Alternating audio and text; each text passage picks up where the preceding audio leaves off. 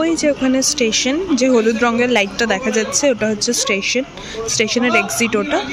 আর এই যে আমাদের hotel,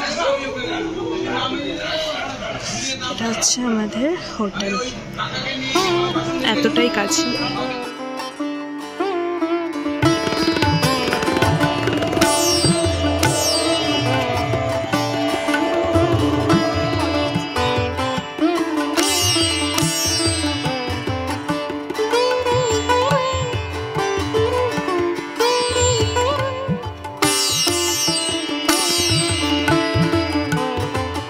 hello all, welcome back to our channel to a new video. কেমন আছো তোমরা সবাই? সবাইকে জানি হ্যাপি নিউ ইয়ার।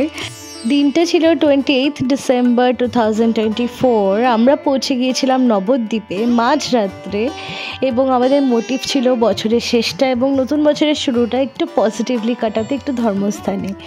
যাই হোক, ভিডিওটা তোমরা শেষ অবধি দেখতে থাকো। এই ভিডিওতে লটস অফ ইনফরমেশন আছে, নবদ্বীপে কীভাবে যাবে, কোথায় থাকবে এবং কে কী ঘুরবে।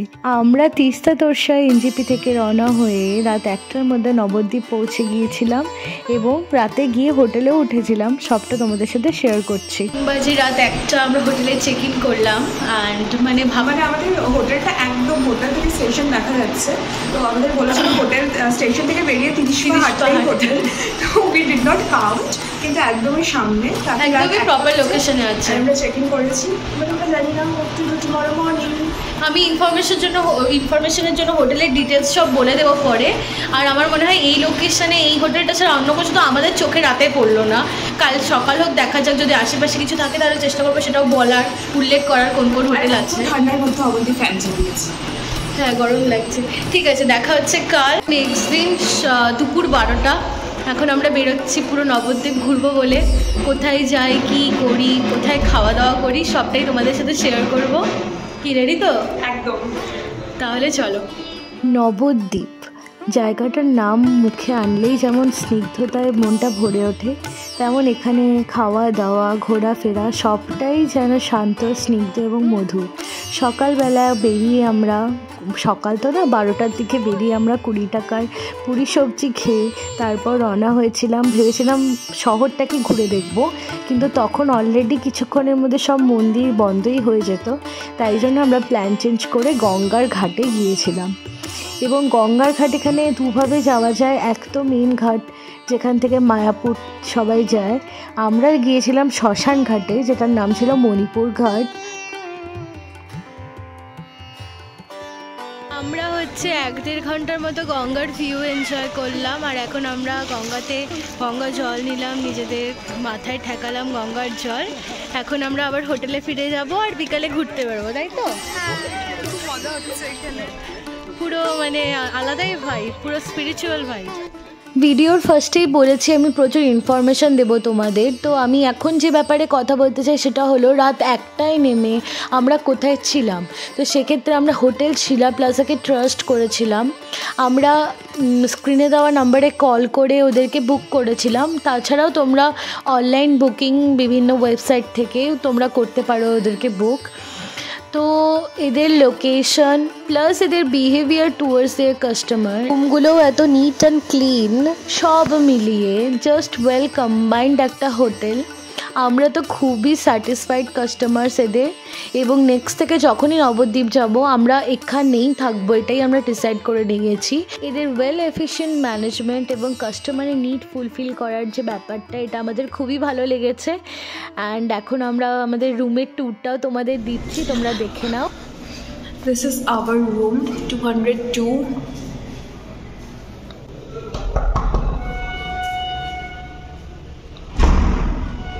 Hello. Welcome to my room. To my room? Okay, our room. The room is so nice. Room এর রিভিউ দিচ্ছিস? Yes. একটু অগোছালো আছে, never mind. And এটা হচ্ছে ওয়াশরুম, টাওয়েল আছে, এখানে সিঙ্ক।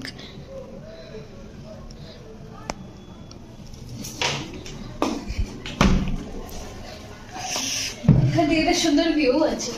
ভিউটা খুব সুন্দর। আর এখান থেকেও স্টেশনটা দেখা যায়। লোকেশন নিয়ে আমি না বারবার মেনশন করছি যে স্টেশনের থেকে একদমই কাছে, কারণ নর্থ বেঙ্গল থেকে যারা ট্রাভেল করছো নবদ্বীপ তারা কিন্তু দুটোই ট্রেন অ্যাভেলেবেল পাবে উইকডেসে, সেটা হলো কামরূপ এবং তিস্তা তোরসা, এবং দুটোই কিন্তু মাঝরাতে নামায়, তাই স্টেশনের আশেপাশে থাকাটা খুবই ইম্পর্টেন্ট।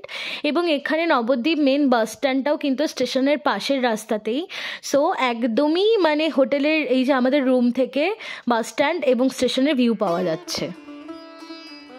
এবার ফিরে যাই আবার ঘোরাফেরায়। তারপর আমরা বিকেলবেলা বেরিয়ে 4:30টার দিকে বেরিয়ে রিক্সা করে 5-6টা মেন স্পট ঘুরি। প্রথমেই আমরা চলে যাই শ্রী শ্রী কেশবজি গৌড়ীয় মঠে। এখানে এদের একটা মিউজিয়াম রয়েছে যেটা খুবই ভালো লাগে। তো তোমরা যারা নবদ্বীপ যাচ্ছ ফার্স্টেই একদম স্টেশনের কাছেই যেই ঘোরার জায়গাটা পড়বে সেটা হলো কেশবজি গৌড়ীয় মঠ। এখানে যাত্রীদের থাকা, মহাপ্রসাদ পাওয়ার সমস্ত রকম ব্যবস্থা রয়েছে, কিন্তু সেগুলো আবার তোমাদেরকে সকাল থেকে 12:30 1টার মধ্যে কমপ্লিট করতে হবে। তোমরা যদি চাও থাকবে প্লাস খাওয়া দাওয়া করবে তাহলে চেক ইন টাইম এবং মহাপ্রসাদ পাওয়ার ব্যবস্থা সেই দুপুরের মধ্যেই ক্লোজ হয়ে যাবে। তারপর 4টা অবধি সাধারণত মন্দির মঠ এগুলো বন্ধ থাকে, এবং তারপর আবার গৌড়ীয় মঠের ভেতরে ঢুকে শ্রীকৃষ্ণ এবং রাধারানীকে প্রণাম করে তারপর আমরা মিউজিয়ামে ঢুকে যাই, যেখানে পার হেড 10 টাকা করে নেয় মিউজিয়ামটা দেখার জন্য। এবং না দেখলে একটা রিগ্রেট থেকে যেত, কারণ এখানে ভগবান শ্রীকৃষ্ণের লীলা, যত উনি লীলা করে গেছেন সেগুলোকে সুন্দর পুতুলের মাধ্যমে সেগুলো ফুটিয়ে তোলা হয়েছে। রাধারানীর মানভঞ্জন থেকে শুরু করে তার বাল্যলীলা সমস্ত কিছু, এবং দোলযাত্রাও। তো তোমরা আসলে প্লিজ কেশবজি গৌড়ীয় মঠের ভেতরের মিউজিয়ামটা একবার দর্শন করে যেও।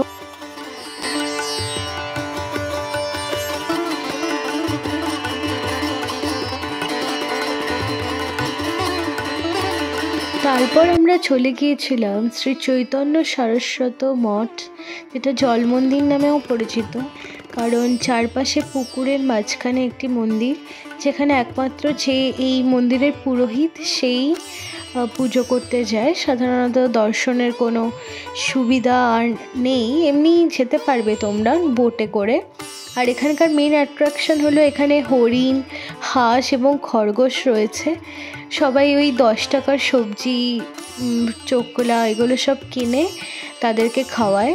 হরিণগুলো দেখতে সত্যি খুব সুন্দর, এত সামনে থেকে অনেক দিন পর হরিণ দেখলাম। এখানে দেবপ্রিয়া ওদেরকে খাওয়াচ্ছিল গাজর, বাঁধাকপি এসব। তারপর আমিও খাইয়েছিলাম।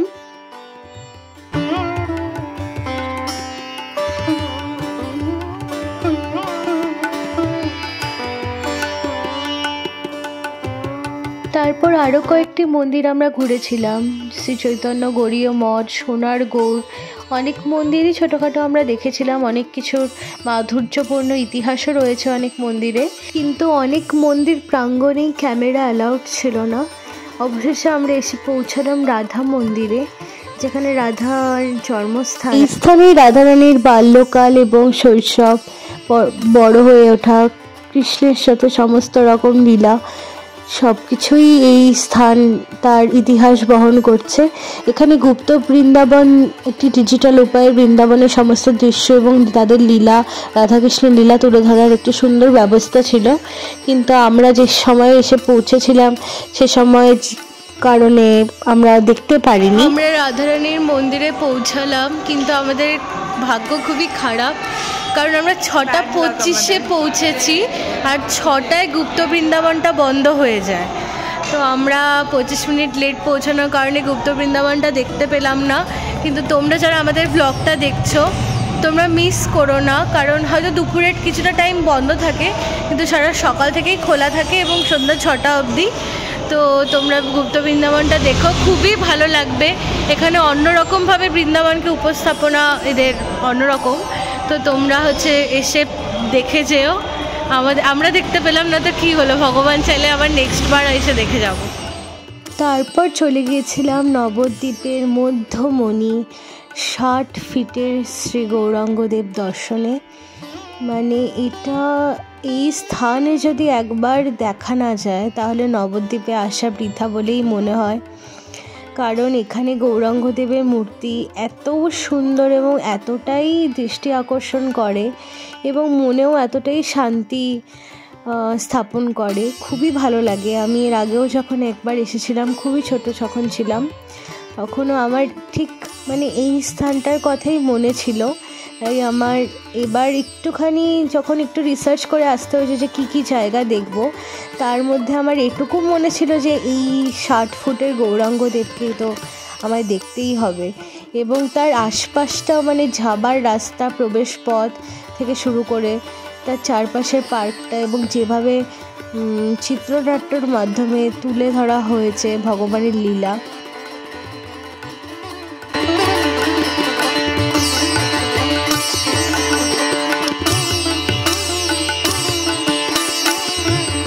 পার্কটি ঘুরে আশেপাশে যে ধরনের ছবি, তার বর্ণনা এবং প্রত্যেকটি পুতুল এবং সেগুলোর বর্ণনা, ভগবানের লীলার যেভাবে বর্ণনা করছিল, তো সেই হিসাবে দেখতে গেলে সত্যি একজন হিন্দু ঘরে জন্ম হওয়া সার্থক মনে হয়।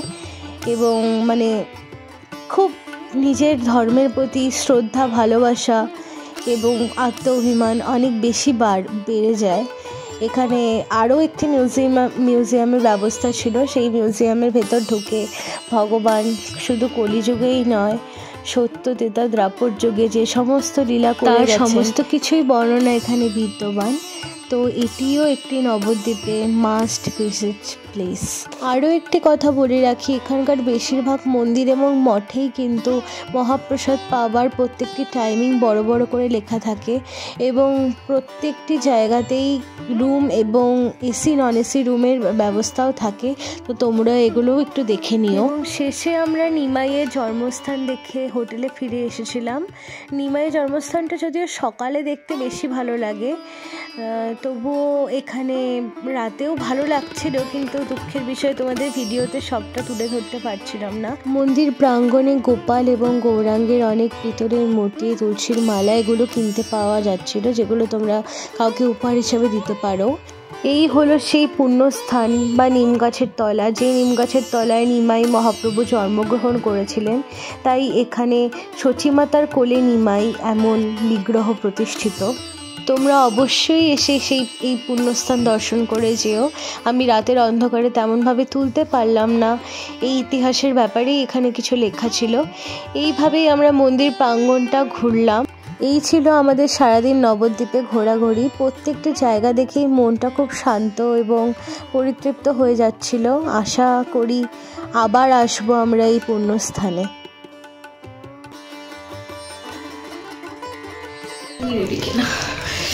আজকের মতো আমাদের নবদ্বীপ ট্যুর শেষ। ডে 1 আমাদের খুব ভালোভাবে কাটলো। কালকে আমরা সকালবেলা যাচ্ছি মায়াপুর, তো ওটা তো অফকোর্স একটা নতুন ভিডিওতে আসবে। তো আজকে আমাদের এক্সপিরিয়েন্স ওভারঅল খুবই ভালো, একদম মানে নতুন জায়গা, আগের থেকে কোনো আইডিয়া ছিল না। আর আমরা খুব একটা প্ল্যাটিং কিছুই করিনি, এটা আমাদের সাডেন প্ল্যানই বলা চলে। লোকাল লোকজন খুব হেল্প করেছে, লোকজন এখানকার সত্যি খুব ভালো, মাটির মানুষ একদম।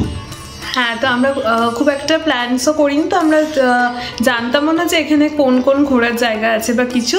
তো আমরা অনেকগুলো জায়গায় দেখলাম অ্যান্ড আপনাদেরকেও দেখালাম। তো আমাদের তো খুব ভালো, আশা করছি আপনারাও নেক্সট টাইম যখন এখানে আসবেন খুব ভালো এক্সপিরিয়েন্স নিয়ে বাড়ি ফিরবেন। তো আজকের মতন এইটুকুই, টাটা, বাই।